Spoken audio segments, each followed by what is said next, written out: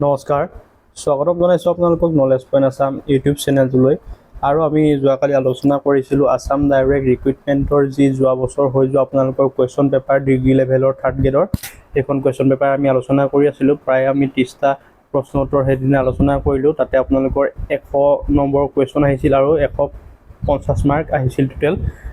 চ' আজি আহক বাকী থকাকেইটা প্ৰশ্ন আমি আলোচনা কৰোঁ। যোৱাকালি যিহেতু আমি 30টা প্ৰশ্ন উত্তৰ আলোচনা কৰিলোঁ, আপোনালোকে যদি ভিডিঅ'টো এতিয়াও চোৱা নাই তেনেহ'লে চাওক, যিহেতু যোৱা বছৰ প্ৰশ্ন পেপাৰখনৰ লগত এই বছৰ গ্ৰেড 3 প্ৰশ্ন পেপাৰখনৰ অলপ সাদৃশ্য আহিব, যিহেতু কুৱেশ্যনবিলাকৰ একজেক্ট নাহিলেও আপোনালোকৰ কিছু সংখ্যক মিল দেখা যাব। সেইবাবে আপোনালোকে আগৰ প্ৰশ্ন পেপাৰবোৰ চাব। আজি 31 নম্বৰ কুৱেশ্যনটোৰ পৰা আমি আৰম্ভ কৰিছোঁ। 31 নম্বৰ কুৱেশ্যনটোত কি দিছে আপোনালোকৰ, নিম্নলিখিত কোনবিধ ভাৰতবৰ্ষৰ থলুৱা নহয়? ভাৰতবৰ্ষৰ নিজৰ নহয় সুধিছে, বেলেগৰ পৰা আনিছে। এশিঙীয়া গঁড়টোতো হয়েই, নাহৰ ফুটুকী বাঘটোতো ভাৰতত আছে, নল গাহৰিটো ভাৰতত আছে, তেনেহ'লে নহয় কি এই চিম্পাঞ্জিটো আচলতে ভাৰতৰ থলুৱা নহয়। তাৰপাছতে 32 নম্বৰ প্ৰশ্নটো, আনুষ্ঠানিক ঘোষণা অনুযায়ী ভাৰতৰ ৰাষ্ট্ৰীয় বৃক্ষ কোনবিধ? ভাৰতৰ নেশ্যনেল ট্ৰী ৰাষ্ট্ৰীয় বৃক্ষ কি দিছে, আৰু ইয়াৰ উত্তৰটো হ'ব বি বটগছ। কুৱেশ্যন নাম্বাৰ 33, অগ্নেশ গুঞ্জা বুয়াজুৰ অধিক জনপ্ৰিয় নামটো কি? তেখেতক কি বুলি জনা যায় সুধিছে, আৰু সেইটো জনপ্ৰিয় নামটো হৈছে তেখেতৰ কি, mother Teresa.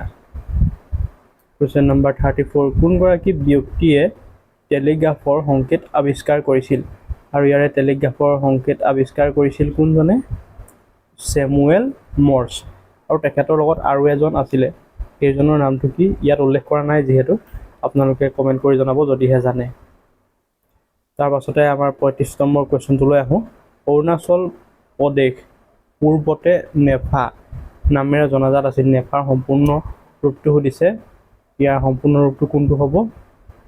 Question number answer D2 হ'ব north east frontier agency. Question number 36, নিম্নলিখিত কোনটো উৎসৱ মুখ্যতঃ কেৰেলা ৰাজ্যখনত আচলতে পালন কৰা হয়? ইয়াৰে আপোনাৰ 4টা অপশ্যনৰ ভিতৰত অপশ্যন নম্বৰ B2 ওনাম হ'ব কেৰেলাৰ উৎসৱ। তাৰপিছতে আপোনালোকৰ 37 নম্বৰ কুৱেশ্যন, জুবিন গাৰ্গে কোনখন বোলছবিত মুখ্য ভূমিকাত অভিনয় কৰিছিল?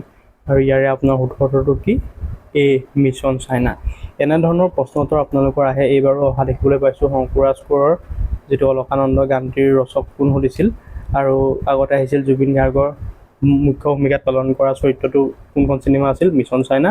ঠিক তেনেদৰে আৰু এই চিনেমা সংক্ৰান্তত আপোনালোকে চাব, কুৱেশ্যন আহিব, হয়তো বিদুৰভাই ক্ষেত্ৰতো আপোনালোকে চাব, তাৰ কোন কি আছিল আৰু মুখ্য চৰিত্ৰত কোনে অভিনয় কৰিছিল, এইবিলাক কথা আপোনালোকে চাব।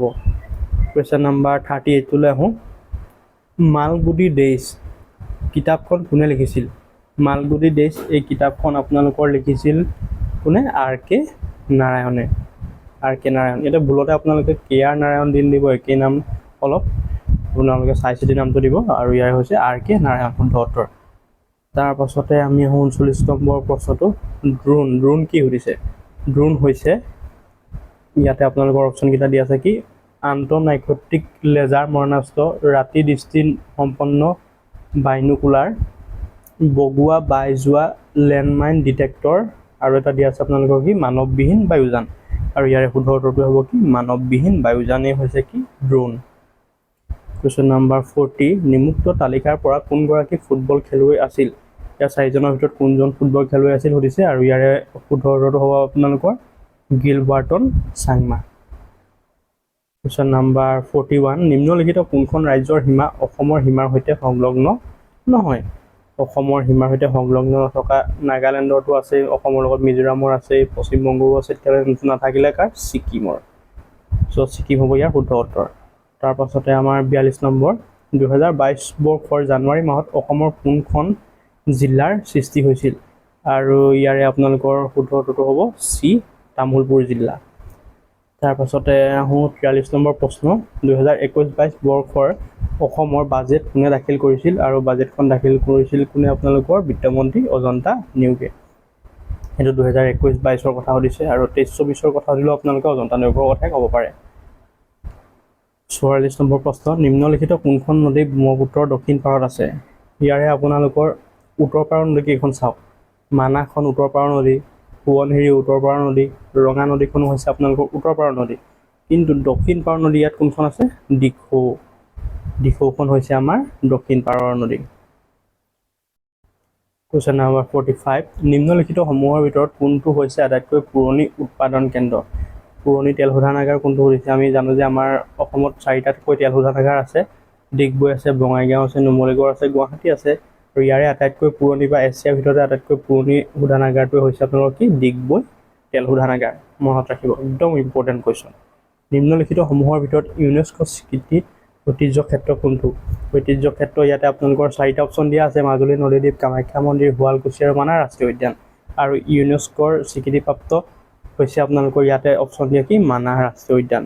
যদি ইয়াত আপোনালোকৰ কাজিৰঙা ৰাষ্ট্ৰীয় উদ্যান দিলেহেঁতেন মানাহৰ বদলি, তেনেহ'লে কাজিৰঙাটো আপোনালোকে শুদ্ধ উত্তৰ দিলেহেঁতেন। মানাহ আৰু কাজিৰঙা দুয়োখনে ইউনেস্কো স্বীকৃতিপ্ৰাপ্ত ঐতিহ্য ক্ষেত্ৰ, মনত ৰাখিব। তাৰপিছতে কুৱেশ্যন নম্বৰ আমি 47লৈ আহোঁ। কাজিৰঙা ৰাষ্ট্ৰীয় উদ্যানে নিম্নলিখিত কোনখন জিলাক স্পৰ্শ নকৰে? আৰু ইয়াৰে আপোনালোকৰ কাজিৰঙা ৰাষ্ট্ৰীয় উদ্যান আমি জানো যে সকলোৱে গোলাঘাটত আছে। গোলাঘাটৰ ওচৰতে যিটো নগাঁও আছে, নগাঁওখনক টাচ কৰি আছে। লগতে আপোনালোকৰ কাৰ্বি আংলংখনো আছে, কাৰ্বি আংলংখনক টাচ কৰি আছে। কিন্তু একেবাৰে টাচ নকৰাকৈ আছে কোনখন? মৰিগাঁও জিলা। উত্তৰটো হ'ব কি? মৰিগাঁও স্পৰ্শ নকৰে। 48, শিৱসাগৰৰ নিকটৱৰ্তী দিখৌমুখৰ হৰাগুৰি চাপৰিত কোনগৰাকী ব্যক্তিৰ সমাধিস্থলী আছে? তেখেতক সমাধি দিয়া হৈছিল। আৰু ইয়াৰে শুদ্ধ উত্তৰ হ'ব আপোনালোকৰ আজান পীৰ। আজান পীৰ দৰগাহ আছে। স্বৰ্গদেউ চাওলুং চুকাফা দি নিদিব আকৌ আপোনালোকে। আজান পীৰ শুদ্ধ উত্তৰটো। 49 কুৱেশ্যন নম্বৰ, ধুবুৰীস্থিত গুৰুদ্বাৰটো কোনে স্থাপন কৰিছিল? আৰু ধুবুৰীত থকা আপোনালোকৰ গুৰুদ্বাৰটো স্থাপন কৰিছিল কোনে? গুৰু টেগ বাহাদুৰে। ইয়াতে আপোনালোকৰ গুৰু নানক নহয় আকৌ, বহুতে গুৰু নানক দি দিব। গুৰু টেগ বাহাদুৰ শুদ্ধ উত্তৰ। কুৱেশ্যন নম্বৰ 50, অসমীয়া বোলছবিত অভিনয় কৰা প্ৰথমগৰাকী অভিনেত্ৰী কোন আছিল? আৰু এইটো একদম ইজি কুৱেশ্যন। তাৰে শুদ্ধ উত্তৰটো হ'ব কোন? আইদেউ সন্দিকৈ। আইদেউ সন্দিকৈ কোনখন চিনেমা কৰিছিল? জয়মতী। আৰু জয়মতীখন কেতিয়া হৈছিল আপোনালোকৰ? 1935 চনত মুক্তি লাভ কৰিছিল আৰু ৰূপকোঁৱৰ জ্যোতিপ্ৰসাদ আগৰৱালা আছিল। আৰু আইদেউ সন্দিকৈ ক'ৰ আছিল? গোলাঘাটৰ। মনত ৰাখিব। তাৰপাছতে 51 কুৱেশ্যন নম্বৰ, সেইটো আপোনালোকৰ ৰিজনিং আহিলে। তেজ সম্বন্ধৰ এৰ একমাত্ৰ ভগ্নী হৈছে কিউ।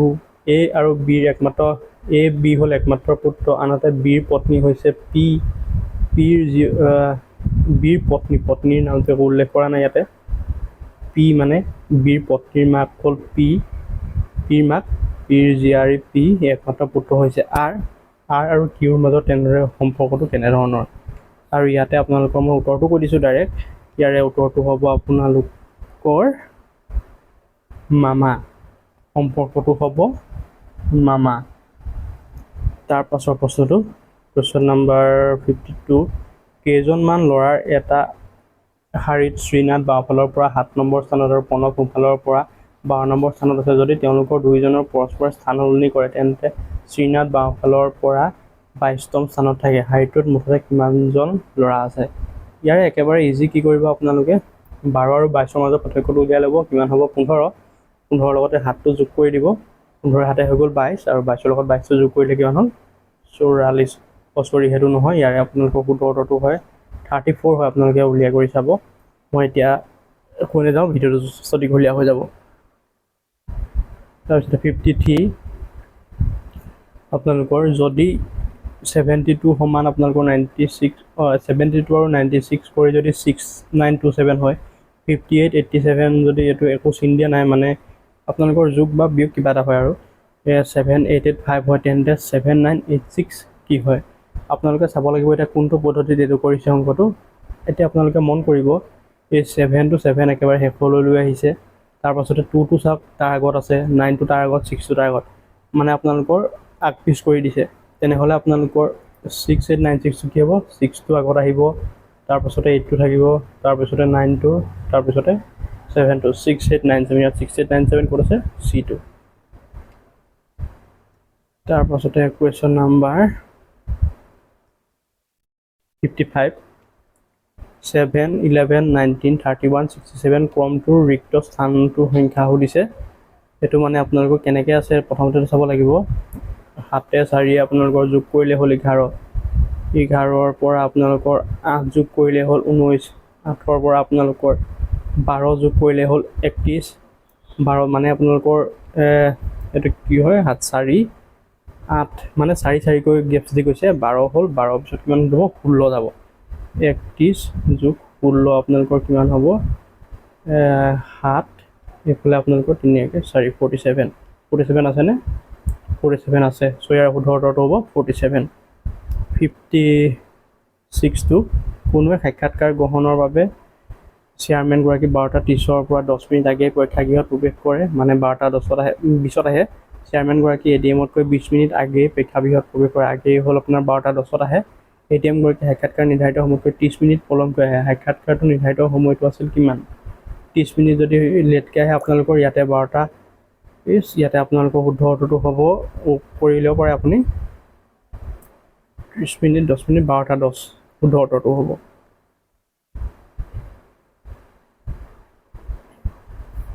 ইয়াতে দিছে প্ৰশ্ন 2 6 18 54 অনুক্ৰমটোৰ অষ্টম ৰাশিটো হৈছে, এইটো আপোনালোকৰ 2 পূৰণ 3 সমান 6, 6 পূৰণ 3 18, 18 পূৰণ 3 54, তেনেকৈ 8 নম্বৰ ৰাশিটো আপোনালোকে পূৰণ কৰি কৰি গৈ থাকিব আৰু ইয়াৰে আপোনালোকৰ উত্তৰটো ওলাবগৈ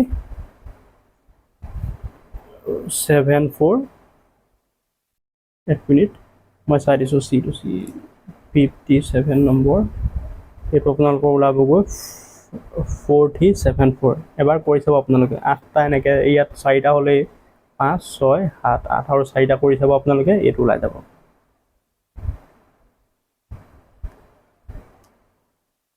তাৰ পাছতে আছে আপোনালোকৰ প্ৰশ্ন কিমান,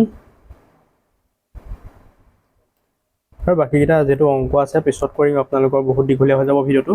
চ' আজিলৈ ইমানেই। আপোনালোকে ভিডিঅ'টো যদি চাই ভাল পালে লাইক কমেণ্ট শ্বেয়াৰ আৰু ছাবস্ক্ৰাইব কৰি দিব। ধন্যবাদ।